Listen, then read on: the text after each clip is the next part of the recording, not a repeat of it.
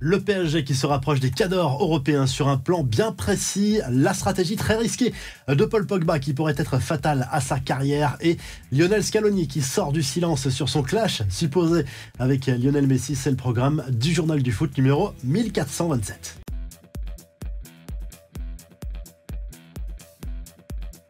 La valeur du PSG grimpe et grimpe encore. Le club parisien vient d'annoncer l'arrivée d'un actionnaire minoritaire. C'est un fonds d'investissement américain qui entre dans le capital du club et cela valorise le club désormais à 4,25 milliards d'euros.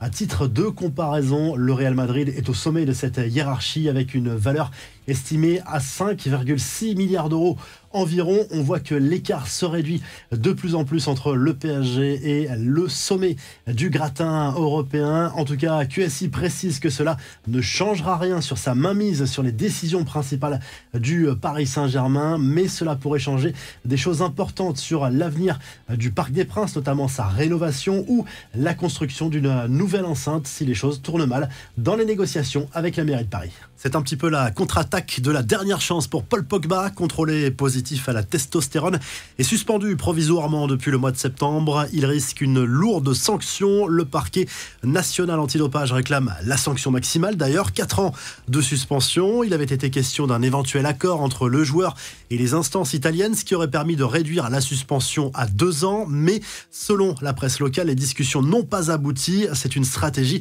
du tout pour le tout pour Paul Pogba. L'entourage assure toujours que ce test positif est la conséquence d'une ingestion d'un produit connu pour augmenter artificiellement le taux de testostérone. C'est le tribunal national antidopage qui aura le dernier mot. Si la sanction de 4 ans est confirmée, cela signifierait clairement une fin de carrière pour le champion du monde 2018, âgé aujourd'hui de 30 ans.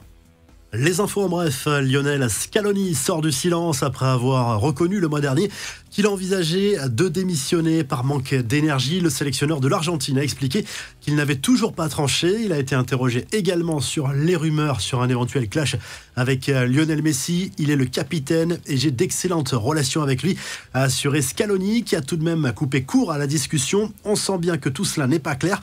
On reste en Amérique du Sud avec le tirage au sort de la Copa América 2024. La compétition se jouera aux États-Unis. L'Argentine est tombée dans le groupe du Pérou et du Chili. Notamment, le Brésil affrontera la Colombie et le Paraguay. Le Mexique est dans le groupe de l'Équateur. Enfin, voici le trio toujours en course pour décrocher le Ballon d'Or africain. Mohamed Salah de Liverpool, Achraf Hakimi du Paris Saint-Germain et Victor Osimhen du Napoli. Riyad Mahrez est écarté malgré son triplé avec Manchester City la saison dernière. La revue de presse, le journal, l'équipe se penche notamment sur le futur mercato de l'Olympique Lyonnais qui va absolument chercher à se renforcer cet hiver. Le club rhodanien qui vise notamment le Parisien Hugo Ekitike et le joueur de West Ham, l'Algérien Saïd Benrahma. Lyon qui affrontera Toulouse ce dimanche en Ligue 1 dans un match déjà capital pour l'avenir en Ligue 1, même s'il reste encore beaucoup de temps.